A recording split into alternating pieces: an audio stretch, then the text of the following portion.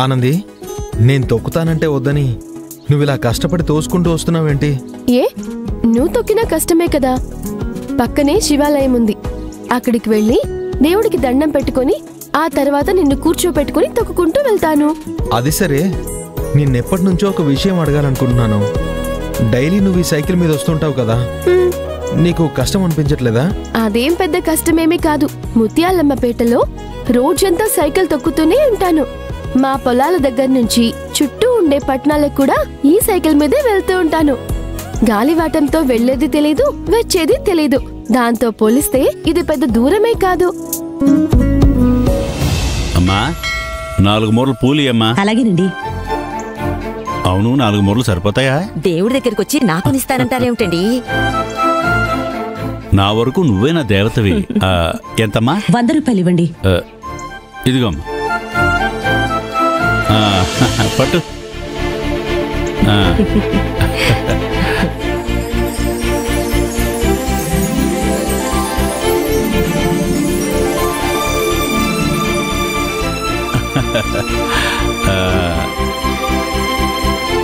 ఇప్పుడు నా భార్య చాలా అందంగా ఉంది. ఏమిటండి ఇది పబ్లిక్ ప్లేస్ లో? అయితే ఏంటి, నా భార్యకి నేను పూలు పెట్టాను, అందులో తప్పే ఉంది? ఎప్పటికీ నువ్వు నా అందాల రాసివే. నా ప్రేమ ఎప్పుడు ఇలాగే ఉంటుంది. ఊరుకోండి. అమ్మా, 50 రూపాయలు మిక్స్డ్ పూలు ఇవ్వమ్మా. అలాగేనండి. చూసావా, తాత మంచి రొమాంటిక్ పర్సన్ లా ఉన్నారు. ఆయనతో ఒకసారి మాట్లాడాలి, వెళ్ళి మాట్లాడదాం పద.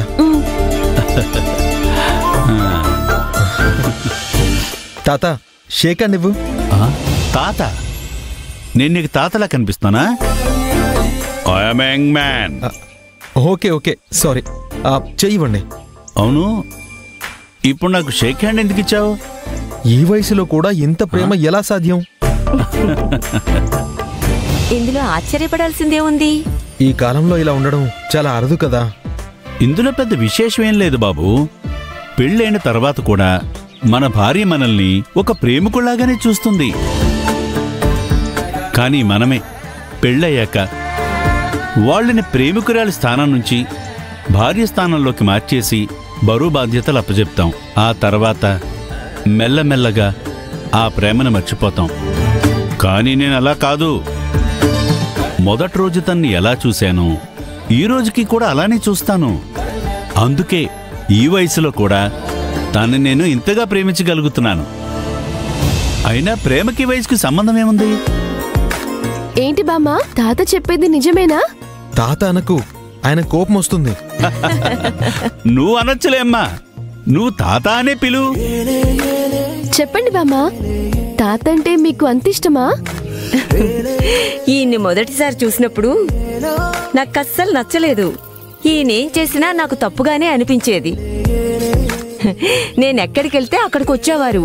పాపం ఇష్టం వచ్చినట్లు తిట్టేదాన్ని. ఈయన కాబట్టి భరించారు. ఇంకొకరైతే అప్పుడే నన్ను వదిలేసి వెళ్ళిపోయేవారు. కానీ ఈయన మొదటిసారి నన్నెంత ప్రేమగా చూశారో ఈ రోజుకి కూడా అంతే ప్రేమ చూపిస్తున్నారు. నిజమైన ప్రేమకి హద్దు ఉండదని ఈయన దగ్గరే నేర్చుకున్నాను. ఈయన నా జీవితంలోకి రాకపోయి ఉంటే నేనింత సంతోషంగా ఉండేదాన్ని కాదేమో. చాలాసార్లు మనం బాగుండాలి అనుకునేవాళ్ళు మన పక్కనే ఉంటారు, కానీ మనం వాళ్ళ ప్రేమని గుర్తించాం.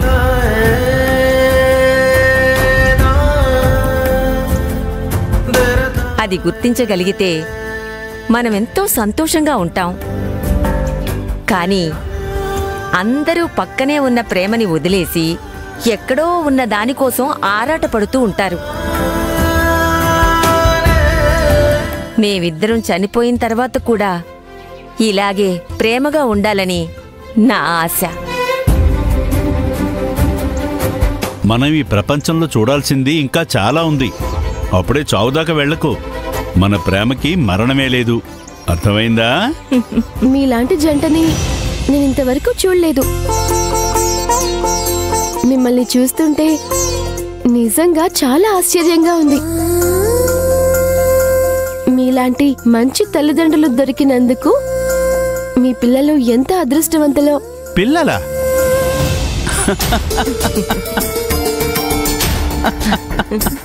ఎందుకెలా నవ్వుతున్నారు? మాకు పిల్లలు లేరమ్మా. తనే నా కూతురు, నేనే తన కొడుకుని. ఏంటండి మీరనేది? అవునమ్మా. బహుశా మేమిద్దరం ఇంత ప్రేమగా ఉండటానికి కారణం మాకు పిల్లలు లేకపోవడమేనేమో. మాకు పిల్లలుంటే ఈ ప్రేమ వాళ్ళ మీదకి వెళ్ళిపోయేదేమో. క్షమించండి, తెలియక అడిగాను. ఇందులో బాధపడడానికి ఏముంది? మేము మా జీవితాన్ని ఎంజాయ్ చేస్తున్నామమ్మా. తనకి నేను, నాకు తను, ఇదే మా ప్రపంచం. అమ్మా, పూలు కట్టేవా? కట్టానండి, తీసుకోండి. ఇగో. ఓకే అమ్మా, వెళ్ళొస్తామమ్మా. వెళ్ళొస్తాం బాబు.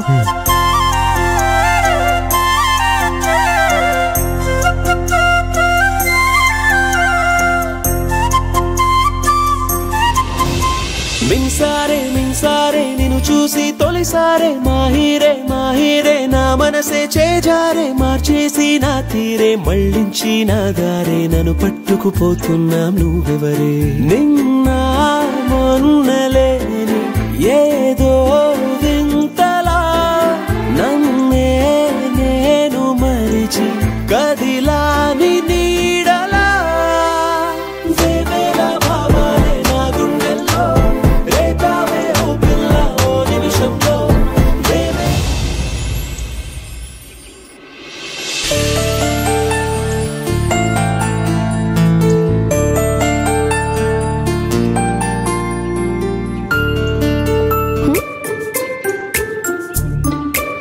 పడుకోనుందేంటి సౌందర్య? సౌందర్య, సౌందర్య లే. సౌందర్య, జయంతక్క, ఏంటి ఈవిడ గారు ఇంత ముద్దు నిద్రపోతుంది? నిన్న అశ్విన్ ఇంట్లో పీకల దాకా తింది, అందుకే నిద్ర ముంచుకొచ్చుంటది. లేఫేదాన్ని.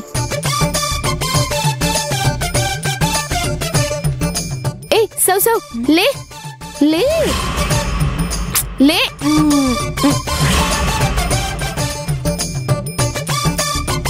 అబ్బా, నిద్రపోతుంటే డిస్టర్బ్ చేస్తావేంటి? పడుకొని కాసేపు. ఏ సౌ సౌ, చాలా పని ఉందే. లేవే లే. పల్లెటూరు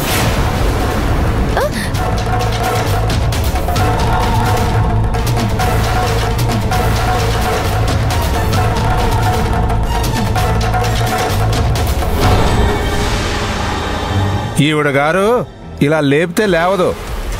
నేను నిద్ర లేపుతా, చూస్తావా?